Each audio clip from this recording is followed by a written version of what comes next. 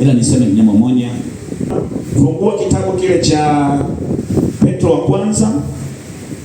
Petro wa kwanza moja, afungue Petro wa kwanza sura ya kwanza mstari wa 3 hadi wa 5, na mwingine afungue kitabu kile cha Yohana sura ya 3 mstari wa 3 hadi wa 7. Nanyi mnalindwa na nguvu za Mungu kwa njia ya imani, hata mpate wokovu ulio tayari kufunuliwa wakati wa mwisho. Amen. Yohana sura ya 3 mstari wa 3 hadi wa 7. Yohana sura ya 3 mstari wa 3 mpaka wa 7, Biblia inasema, Yesu akajibu akawaambia, amini amini nakuambia, mtu asipozaliwa mara ya pili hawezi kuona ufalme wa Mungu. Nikodemo akamwambia, awezaje mtu kuzaliwa akiwa mzee? Aweza kuingia tumboni mwa mamaye mara ya pili akazaliwa? Yesu akajibu, amini amini nakuambia, mtu asipozaliwa kwa maji na kwa Roho hawezi kuingia ufalme wa Mungu. Kilichozaliwa kwa mwili ni mwili, na kilichozaliwa kwa Roho ni roho. Amen. Asante. Mungu bariki maneno haya na mchana huu kwa jina la Yesu Kristo nimeomba. Amen. Kama unaandika kichwa cha ujumbe, andika nina ujumbe huu nasema kusudi la kuzaliwa mara ya pili. Kusudi la kuzaliwa mara ya pili. Sema kusudi la kuzaliwa mara ya pili. Bwana Yesu asifiwe. Lipo kusudi la Mungu sisi kutuzaa mara ya pili. Sema mara ya pili. Wangapi wanatambua na kuelewa wao wamezaliwa mara ya pili? Naona wachache. Sasa wewe ambaye hujui leo kwamba kuna kuzaliwa mara ya pili, naomba uwe makini. Tafundisha kidogo. Mungu amenisukuma kwa habari ya kuzaliwa mara ya pili. Mwambie jirani, kuzaliwa mara ya pili. Hata wewe ambaye unajua kwa umeshazaliwa mara ya pili, unaelewa kusudi la kuzaliwa mara ya pili. Lakini je, maisha yako unaishi kulingana na kusudi la kuzaliwa mara ya pili? Bwana Yesu sana. Mungu amenisukuma tuweze kushirikiana somo hili. Naomba uwe makini na Mungu akufungue ndani ya moyo wako, uelewe kwamba Mungu ana makusudi makubwa katika maisha yangu juu ya kuzaliwa mara ya pili. Na nimesoma kitabu cha Petro. Hapo tuliposoma, Petro anazungumza juu ya kusudi letu la kuzaliwa mara ya pili. Kitabu hiki cha Petro, mwandishi ni Petro mwenyewe, alikiandika mwaka ule wa 60 mpaka 63 BK. Na kitabu hiki kina kusudi. Kusudi la kwanza lilikuwa ni kuwatia moyo makundi ya waamini wachanga waliotawanyika maeneo mbalimbali, na anawakumbusha juu ya neema ya Mungu, wasimame imara katika hiyo neema. Jamani, haleluya. Hebu soma Yohana sura ya 5 mstari wa 12. Basi wakamuuliza, yule aliyekuambia jitwike uende ni nani? Nimesoma ni waraka wa Petro hiyo sura ya 5. Nimezungumza habari ya Yohana. Hebu soma waraka wa Petro. Waraka wa Petro sura ya 5 mstari wa 12. Biblia inasema, kwa mkono wa Silwano ndugu mwaminifu kama nionavyo, nimemwandikia kwa maneno machache kuonya na kushuhudia ya kuwa hii ndio neema ya kweli ya Mungu. Simameni imara katika hiyo. Simameni imara katika hiyo. Hiyo ndio neema ya Mungu mliopewa huko. Anawaandikia barua ya kwamba wasimame imara katika hiyo neema waliopewa. Nami nakukumbusha asubuhi ya leo ya kwamba hiyo neema ambayo Bwana amekupa ya kupasa kusimama imara. Mwambie jirani yako, simama imara. Simama imara kwenye hiyo neema, kwenye neema ya Mungu. Simama wangapi wanatamani wasimame imara katika hiyo neema ya Bwana? Bwana kuwezeshe kusimama imara katika neema ya Mungu. Jamani, haleluya. Kwa hiyo Petro anaandika kitabu hiki kuwakumbusha kwamba hawa Wakristo popote mlipo, popote mtakapokuwa duniani, lakini simameni imara. Jambo la pili pia aliwahimiza umuhimu wa kuyaishi maisha ya Kikristo, maisha safi ya Kikristo. Mwamini nako maisha safi ya Kikristo. Maisha safi ya nini? Ya Kikristo.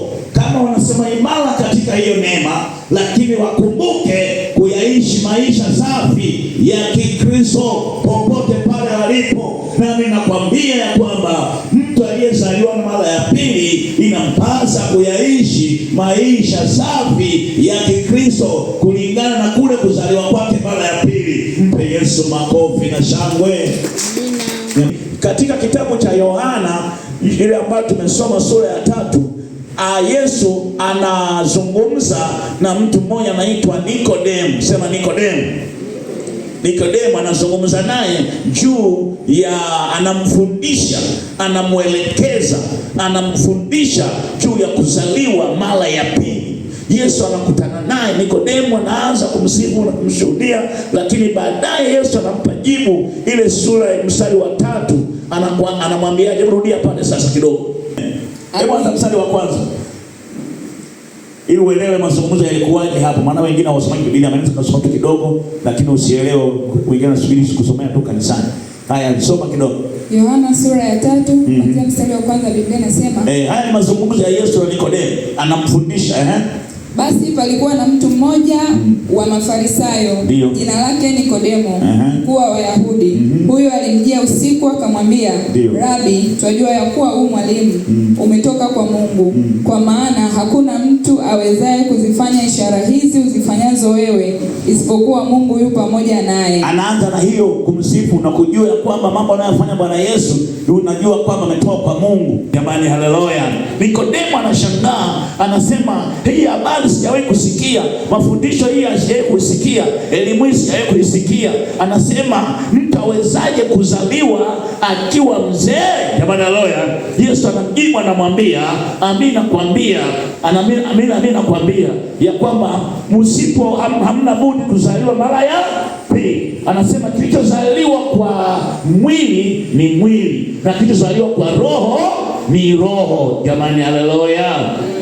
Jamani, haleluya. Bwana Yesu asifiwe. Kwa hiyo anapozungumza Yesu, anazungumza na Nikodemu, anamfundisha, anamuelekeza, anatilia mkazo pia umuhimu wa kuzaliwa mara ya pili. Nisikilize, anasema mambo mawili pale. Anasema cha kwanza ni lazima mtu azaliwe kwa mara ya pili. Anasema kuzaliwa mara ya pili lazima azaliwe kwa kupata maji safi. Sema maji safi. Mtu asipozaliwa kwa maji, jambo la kwanza, sema maji. Sema maji.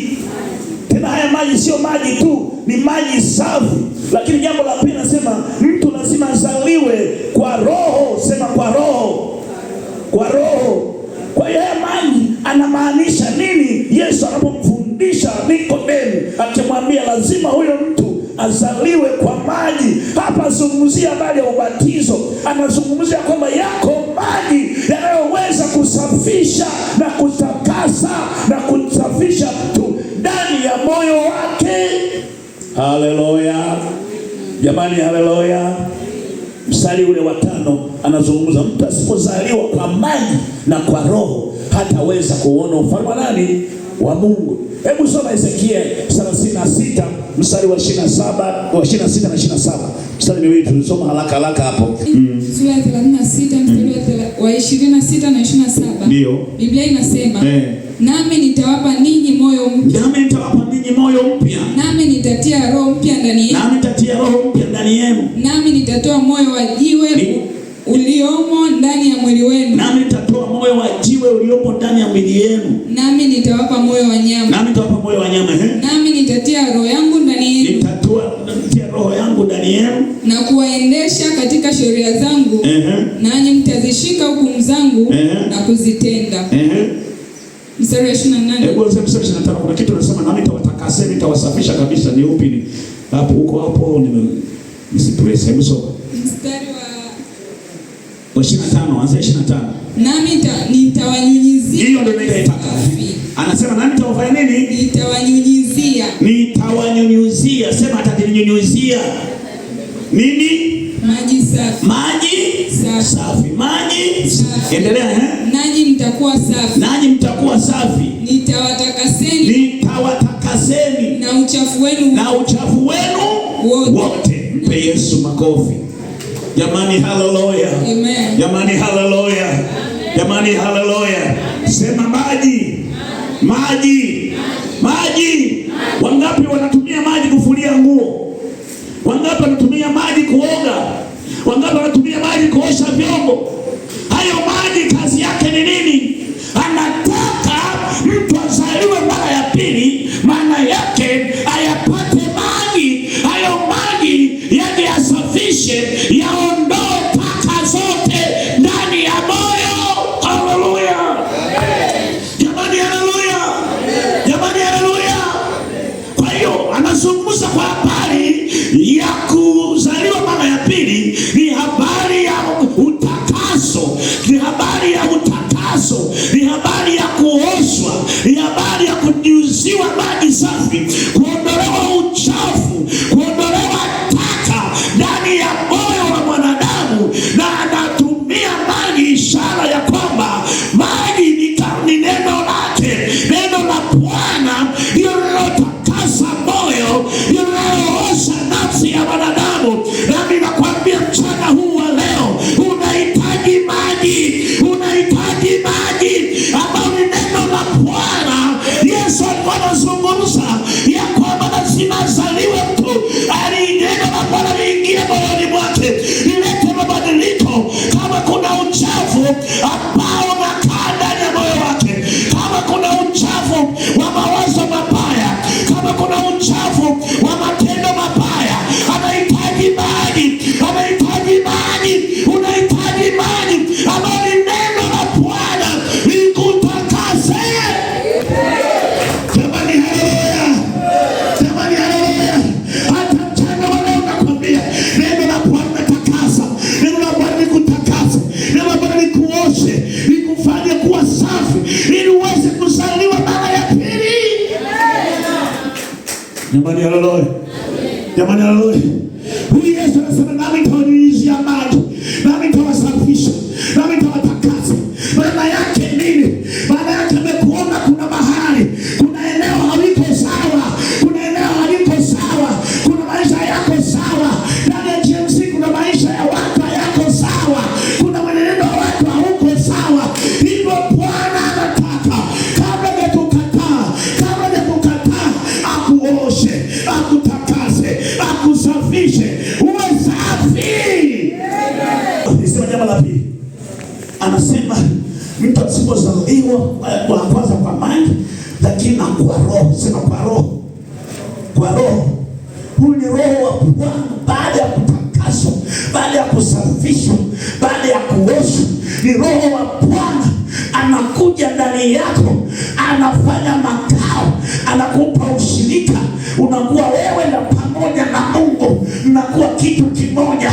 Manake Mungu ataishi ndani yako. Kuna watu wengi hawaishi na Mungu, wako tu katika mwili. Mungu hawezi kukaa katika mwili, Mungu hawezi kumwona katika mwili. Lazima ubadilishwe, uingie katika roho, ndio utakutana na Bwana. Haleluya. Jamani, haleluya. Siku zote soma Agano lote la Kale. Mungu alipotaka kumhudumia mtu, akusema na mtu,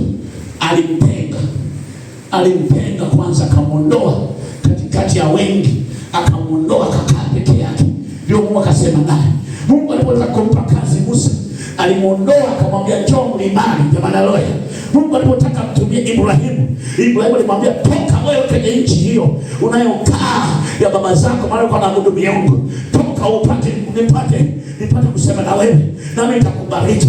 Kwa kuna eneo ambalo Mungu akitaka kuzungumza na wewe au akutumie, ni lazima kuna eneo ambalo utoke. Jamani, haleluya. Moja, kuna eneo la kutoka. kuna eneo la kufanya nini? La kutoka. Nisikilize sasa, sikilize maana ya kuzaliwa mara ya pili. Maana ya kuzaliwa mara ya pili nini? Maana yake, jambo la kwanza ni kuumbwa tena na kubadilishwa na Mungu. Ni mtu, inahusu mtu kugeuzwa, sema kugeuzwa, na inahusu kugeuzwa na kufanywa upya. Jamani, amena. Sema kugeuzwa, kuumbwa upya na kugeuzwa na kufanywa upya mtu wa ndani. Jamani, amena. Jambo la kwanza ni nia zetu au nia yako inageuzwa. Sema nia inageuzwa. Nia inageuzwa. Unajua, ukiona watu anakuwa mzembe kanisani, anakuwa hana maombi, anakuwa hajali ibada, anakuwa hana kiu ya kumtumikia Mungu, ujue ya kwamba nia haijageuzwa. Jamani, haleluya. Nia haijageuzwa. Ukiona mtu anatenda dhambi, anafanya vitu ambavyo havimpendezi Mungu, ujue nia haijageuzwa. Nia haijageuzwa. Nia ikigeuzwa itakuelekewa Mungu, atasimama na Mungu. Ni ule utu wa kale, sema utu wa kale ama utu wa zamani kubadilishwa. Efeso 4:22, soma haraka. Mvue kwa habari ya mwenendo wa kwanza, utu wa zamani unaoharibika kufuata tamaa zenu, tamaa zenye kudanganya. Na mfanye wapya katika roho ya nia zenu. Mfanye wapya katika nia ya roho zenu. Mkavae utu mpya ulioumbwa kwa namna ya Mungu. Ulioumbwa kwa nini? Kwa namna ya Mungu. Katika haki na utakatifu. Katika haki na nini? Na utakatifu. Sasa hapa nasema kufanywa upya katika nia za roho zenu. Jamani, haleluya. Sema nia. Kufanywa upya katika nia za roho zenu. Nia yako ikoje? Maisha yako unayoishi leo yanatokana na dhamiri na ikule kunia. Unania nini? Na watu unania maisha mabaya, unania maisha ya dhambi, ni kwa sababu hujageuzwa. Nia haijageuzwa. Lakini nia ikigeuzwa utakaa sawa sawa na Yesu. Nami nasema nia yako igeuzwe. Nia igeuzwe kwenye maisha yako. Ukigeuzwa nia yako, maisha yako yanabadilika. Mpe Yesu makofi. Musa ni kuvaa utu mpya. Sema kuvaa. Kuvaa nini? Kuvaa nini? Utu mpya ulioumbwa kwa mfano wa nani? Wa Mungu. Nakwambia vaa utu mpya kwenye maisha yako. Kama unatamani kuvaa utu mpya, ni hali ya ndani inageuzwa, halafu unakuwa sio yule ambaye anakuwa mvivu, yule ambaye anakuwa anachoka, haji Jumatano, haji Ijumaa, haji Alhamisi, wala maombi haombi, na dhambi zinatamaa zimemtawala. Ni kwa sababu huyo anakuwa ni mtu wa kale. Sema mtu wa kale. Mtu wa nini? Wa kale. Tunataka kuona mtu mpya ambaye amebadilishwa nia yake. Akikaa hafikirii tena, wala hawezi kutekwa na mambo ya ulimwengu walioweka kwenye simu yaliyo mabaya, lakini akili zake na ufahamu wake ametekwa kwa ajili ya Mungu tu, kwa ajili ya Yesu tu, kwa ajili ya kumpendeza Mungu na kuishi maisha matakatifu. Pe Yesu makofi. Alafu ukiona ubiri hivi nafundisha alafu nasinzia, ujue bado kale hautokaa. Kale hali ya kugeuza haijafanya nini? Kuna geuzo watu hawataka kusikiza neno la Mungu. Ukishika Biblia kutaka kusoma, unaambia nimechoka sana, unangulale kautoka kale. Jamani, amena. Kanapenda starehe, akapenda kusikia neno la Mungu. Yaani mimi nikishafika bado ukisema kuiuka, tukisema tuamke kuimba, tutasifu na kuzunguka unafungwa mpaka jioni. Lakini ukisikia neno la Mungu na maombi, basi mchungaji anachelewesha muda. Kwa nini? Na kazi ataanza kumwambia maradhi yako yanaungua, siku yako inafanya 1 2 3. Yaani nakuletea mipango wakati hamna hata mipango. Nikwambia siku moja jaribu. Unapotaka kuomba, wangapi waombaji hapa? Ukitaka tu kuomba unakumbushwa. Lile hujafanya hiki, hujafua nguo, hujapiga koroga uji wa watoto, hujafanya hiki na hiki. Unataka tu kuomba, unaanza kuletewa kukumbushwa vitu vingi. Sasa wewe jaribu siku moja, alafu kiacha unaona hata kimoja hakina maana, unabonga hivyo baadaye. Lakini jaribu kuanzia sasa, viandike hapa, viandike. Sasa hivi nitafanya baadaye. Niombe kwanza. Utaona baadaye unatoka kwenye maombi. Yale yaliyoandikwa yote hayakuwa na maana hata kufanya kitu kimoja. Kumbe ilikuwa unapambana na akili za mwili, utu wa kale unafanya kazi ili usifanye mambo ya rohoni. Jamani haleluya. Jamani haleluya. Kwa hiyo ni lazima ukigeuzwa nia na utu wa kale ukifishwa, utafanya mambo ya kimungu. Nami nataka kwa jina la Bwana majeshi aliye hai, fanya mambo ya rohoni, fanya mambo ya kimungu. Utu wako wa kale uvishwe na uwe na utu mpya ndani ya moyo wako. Mpe Yesu makofi. Maana ya kuzaliwa mara ya pili. Maana kuzaliwa mara ya ngapi? Ya pili. Jambo la pili ni kufisha asili ya dhambi ambayo mtu anatokea. Kwa hiyo ni kuifisha asili ya dhambi ambayo mtu tunatoka. Kwa hiyo asili ya dhambi, tunaelewana? Nisikize kwa makini.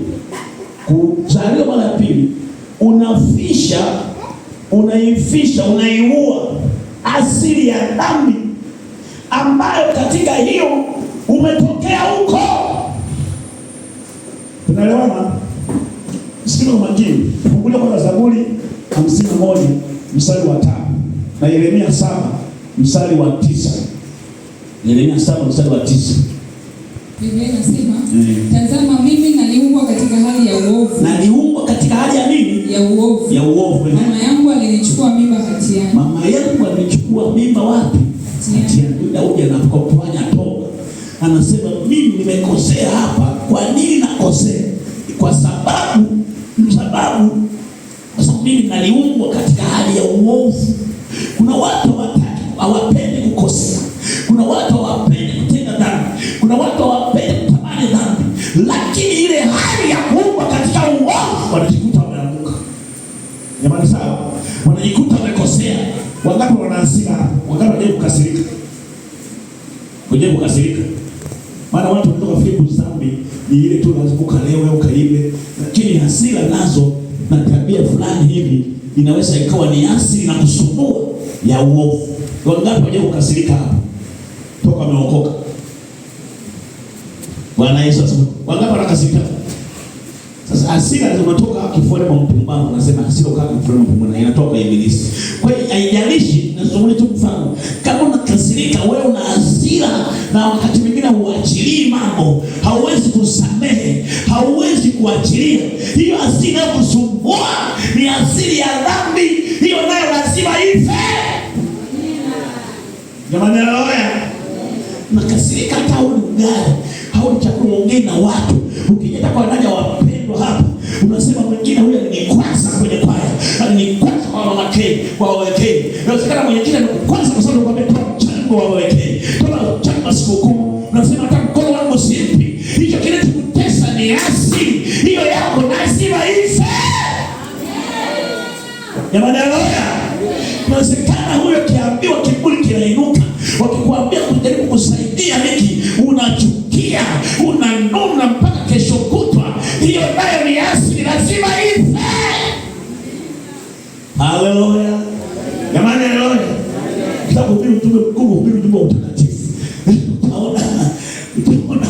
Utaona kama unabaki peke yako hivi. Lakini nakwambia wamshukuru Bwana kwa kuona pokea. Nasema kuna vitu vya kufisha ambavyo vinasumbua katika hali ya utu wetu mpya. Hivi ukiona unasumbua na kitu chochote, wakati mwingine sio wewe. Paulo anasema hivi, bila analolitaka kulitenda silitendi, bali lile nisilotaka kulitenda ndio nitendalo. Hiyo kinachosumbua ni nini? Kwa sababu ya ile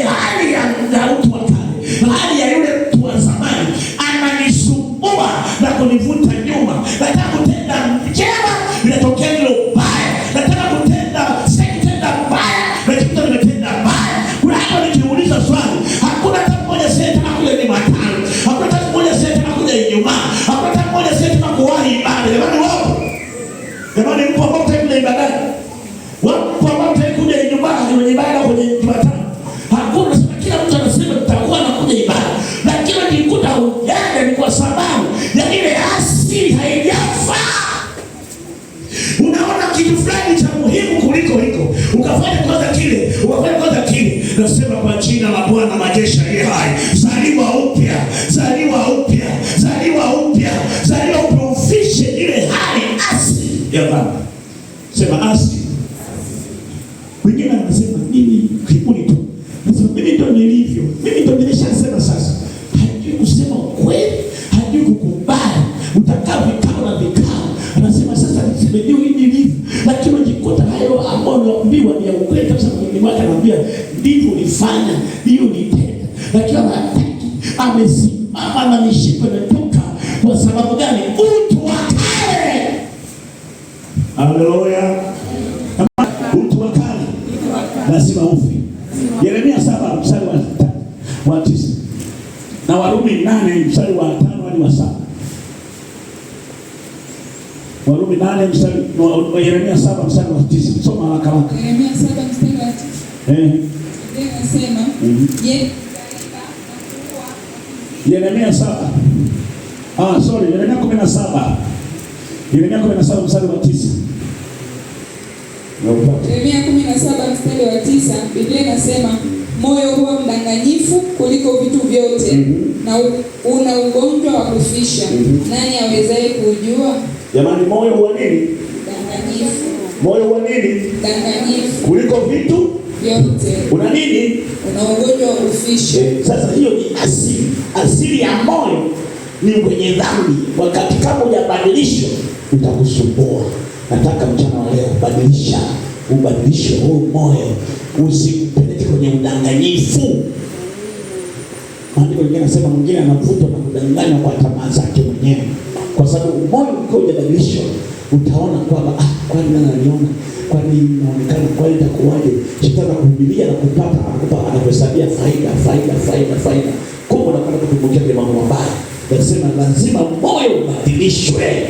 Asili. Mimi hapo kuna vitu viwili. Onyesha unyenyekevu na utajitahidi, lakini sio hivi nachukua vile vya mila sasa. Sasa mimi kichukulia lazima mambo hayataenda. Sawa jamani? Mambo hayataenda. Lakini mabadiliko si tukitoka kule kwenye dhambi, tukija hapa lazima tufanye mtu mpya. Na neno la Bwana linyenyekesha kwa maana ya kutupa utii. Sema utii. Mtiini Mungu, mpingeni nani? Shetani. Sasa kuna mambo ambayo tunataka sisi tutii mbele za Bwana, lakini tupinge mambo ya dunia. Haleluya. Warumi 8:5-7. Warumi 8:5-7. Mstari wa 5 na wa 7. Biblia inasema, kwa maana wale wafuatao mwili nini? Mwili. Huyafikiri mambo ya mwili, bali wale waifuatao roho huyafikiri mambo ya roho. Kwa kuwa nia ya mwili ni nini? Na nia ya mwili ni nini? Tuseme kwa sauti, nia ya mwili ni nini? Mauti. Bali nia ya roho ni uzima na amani. Kwa kuwa ile nia ya mwili ni uadui juu ya Mungu, kwa maana haitii sheria ya Mungu wala haiwezi kuitii. Amen. Kwa hiyo wale wapatao mwili huyafikiri mambo ya mwili, wale wanaopata roho huyafikiri mambo ya nini? Ya roho. Kwa hiyo hivi vyote aisa utakuwa upande mmoja lakini au upande mwingine. Kama umegeuzwa nia yako ya ndani, utaifuata roho, utatii mambo ya rohoni, utaishi mambo ya roho ya kimungu. Lakini kama mtu wako hujageuzwa ndani kwako, utaishi katika hali ya nia ya kimwili na maisha yako yatakuwa mwilini na mbingu hautaiona. Jamani sawa? Tuko pamoja? Wangapi wataka kwenda mbinguni hapa? Lazima asili ife. Sema asili. Asili ifiche. Kuna asili ya dhambi ambayo inakamata dunia nzima. Kuna asili ya ukoo wenu, ukiacha ukoo wa kikabila, lakini kuna asili unakotokea. Jamani haleluya. Ndio maana tunasema na mimi ningesema kidogo hapa. Ni kusudi na kuzaliwa mara pili. Jambo la tatu. Jambo la tatu ni kutoka katika kutembea gizani na kutembea katika nuru. Sema kutoka kutembea gizani Na maandiko hapo katika Mungu anasema, angalia mtu anayetenda dhambi anakwenda katika giza. Nalo giza limepofusha macho na ni giza tupu. Sasa mtu ambaye ameokoka, amezaliwa mara pili, hawezi kutembea gizani. Jamani, amena. Hawezi kwenda katika mwenendo wa giza. Jamani, haleluya. Yaani Jumapili kanisani anasifu, lakini akitoka hapo ana mwenendo wa giza giza. Hebu tunakwenda huko giza giza au nuru. Hivi unatembea wapi? Kuna wimbo zamani niliokoka nikakuta kijana mmoja anaimba kule katika ukongo. Anasema upo ndugu wangu uko kule. Upo ndugu wangu uko kule. Au nashuka nyumbani mwake shetani. Au nashuka nyumbani kwake kuzimu wewe. Hebu ninako upo ndugu uko kule. Upo tu hapa, upo tu lakini huko kule. Nasema uwepo hapa kwa jina la Yesu. Uwepo ndani ya Yesu kwa jina la Yesu. Uwepo ndani ya Yesu. Hebu mpendane na neno mwambie uwepo ndani ya Yesu. Uwepo, usiwepo kule kwa shetani. Uwepo kwa Yesu. Sio katika giza. Sio katika nini? Sawa vijana. Sawa vijana wa kiume. Sawa vijana wa kiume. Mimi nataka tusisikie chochote. Sijui yule na mtoto nje. Sijui yule kampa mimba dada fulani. Sijui dada fulani wa kanisani anaruka na kwaya. Anasifu na praise team. Lakini yule amewakaribia wananchi. Yuko pale na kuliko hata mchungaji. Hapana. Kujijua kusema hapana. Hata kule chipsi za watu. Hata kupokea wakishishi. Jamani, haleluya. Jamani, haleluya. Jamani, haleluya. Jamani, haleluya. Jamani, haleluya. Hata kusema umesoma wenyewe hapana. Mwambie leo hapana. Hapana. Subiri pesa halali. Subiri pesa halali. Haleluya. Hata fake hizo. Haleluya. Ukiongozana huku magari na satimini. Jamani neno. Lakini macho yako yasipoangalia mbele ukakuwa unaangalia satimini tu hivi, gari itakurukia kwenye mikoroforo. Jamani neno. Hata kama satimina yale mama kesho yapita, usiwe usikuvute kwako kuelekea huko. Wewe nyosha barabara nenda mbele. Satimina ikumulikia wame hayo shayapita. Bwana Yesu kunivuta hayo nishayachana nayo zamani. Nimeshayapita hayo. Haya ni babaishi. Songa mbele hadi niende mbinguni. Nasema kamata steering, nyosha steering mpaka mbinguni. Haleluya. Jamani, haleluya. Tunataka tuone maneno. Anameremeta.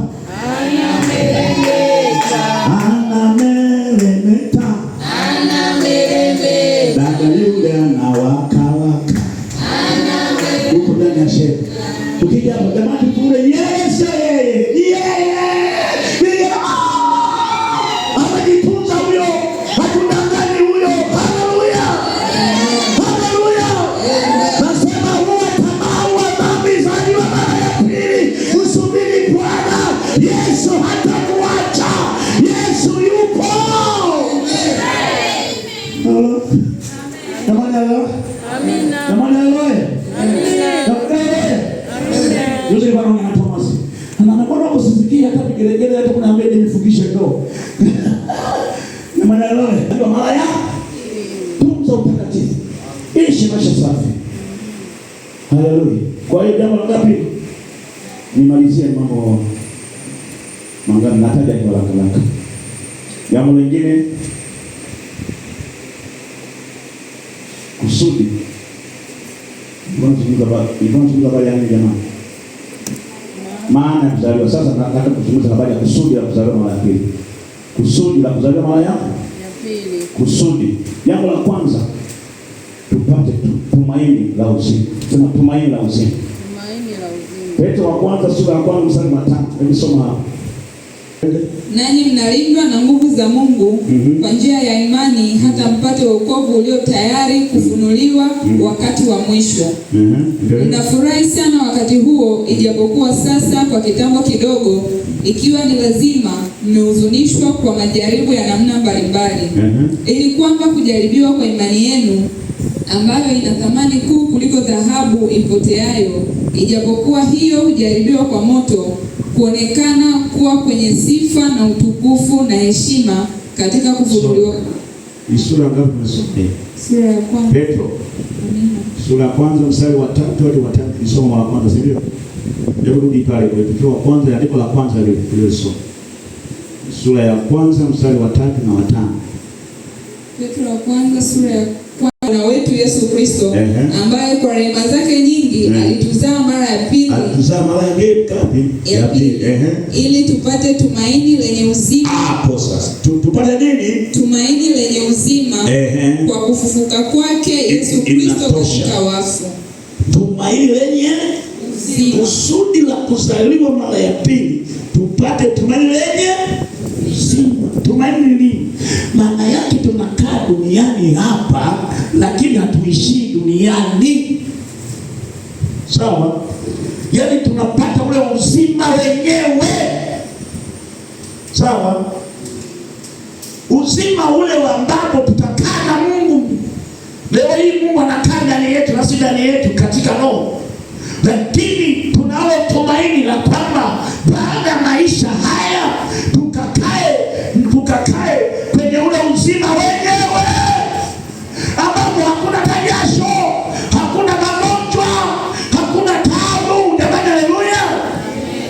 Kusudi la kuzaliwa ni kuokoka. Kusudi la kuokoka kwetu tusiishie hapa, tukamuone Yesu mwenyewe fisikale, macho kwa macho, tumpongeze naye atupongeze, atukumbatie. Jamani, haleluya! Jamani, haleluya! Kwa nini unakuja kanisani? Kwa nini uko hapa? Kwa nini umeokoka?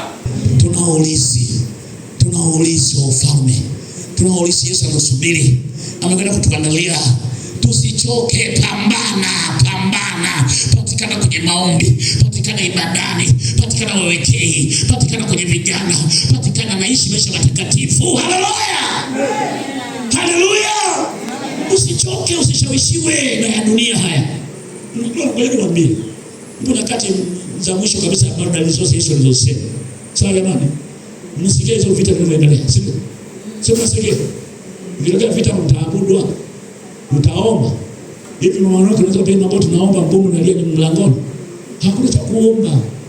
Hakuna cha kusema sijui na nini tunaambiwa hapa. Jamani, amena. Mtu mmoja alikuwa ananiambia jamani, vita ni mbaya. Sikuwa nazungumza mtu mmoja alikuwa karibu. Akasema vita ni mbaya. Yaani tusiombe. Corona hapa imekuja juzi. Corona tulipojifungua sasa ilikuwa corona. Ilikuwa mabomu. Sawa jamani? Nasema kwanza kufa njaa watakufa wazee wachungaji. Maana waje ni mtu sadaka watu wakaishi. Basi hapo kuna mkoloni nini bomu, hakuna cha ibada. Jamani, haleluya. Tukifa sawa tufe kwa Bwana popote vile, lakini tunatumaini la Bwana. Haleluya. Kama tukipata nafasi ya kuomba tuombe, nafasi ya kuhubiri, nafasi ya kushuhudia, nafasi ya kutenda mambo ya Bwana, tutende kwa nguvu zetu zote. Jamani, haleluya. Kama mtu anaye kule nani? Mtu anaye kelele mwambie mama twende ndani. Usichoke. Haleluya. Tutashinda. Haleluya. Ya chotu Mungu akubariki. Unajua jana nasikia ulimunika sana, ukaumia moyoni, umezuiliwa kwa mazoezi. Unajua ulichokibeba moyoni Bwana atafungua njia kwa jina la Yesu. Amen. Amen. Amen. Amen.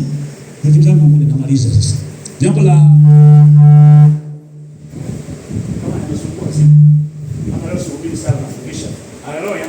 jambo la pili. Jambo la tatu pata ulizi. Sawa jamani? Rudi baya yote yako pale kwenye Petro tuliposoma, sawa?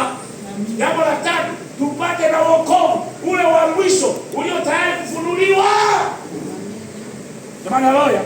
Tunao wokovu wa kutoka katika dhambi. Huu ni wokovu kutoka katika nini? Dhambi. Huu ndio wokovu tulionao, tumetolewa katika dhambi. Tumetolewa. Sasa kuna wokovu ambao uliko tayari kufunuliwa. Tutakapotoka duniani hapa, tunapata ule wokovu wenyewe. Maana yake tunaishi na Yesu. Haleluya. Pigia Yesu makofi. Tupate na wokovu ule wa mwisho ulio tayari kufunuliwa. Kwa hiyo pambana, songa mbele. Jambo lingine la 4, tubadilishwe, kwamba kusudi la kuzaliwa mara pili ili tuyabadilishe mambo ya kitoto. Sema mambo ya kitoto. Tuyabadilishe mambo ya kitoto, tuishi na kutenda kama watu wazima katika kumtumikia Bwana. Utasoma kwa wakati wako Wakorintho wa kwanza 13 mstari wa 11. Paulo anasema, nilipokuwa mtoto mdogo, nalifikiri kama mtoto mdogo, naliwaza kama mtoto mdogo, nalitenda kama mtoto mdogo, lakini nilipokuwa mtu mzima nimeyapatilisha mambo ya nini? Ya kitoto. Sema mambo ya kitoto. Mambo ya kitoto. Kukasirika mambo ya kitoto. Kuchukia mambo ya kitoto. Kununa mambo ya kitoto. Kususa mambo ya kitoto. Haleluya. Jamani, haleluya. Kuchelewa ibadani mambo ya kitoto. Sema ya kitoto. Kushindwa kule kanisani mambo ya kitoto. Kutoa zaka na michango ni mambo ya kitoto. Haleluya. Wangapi ni waaminifu kutoa zaka? Kama sio mwaminifu ni mambo ya kitoto.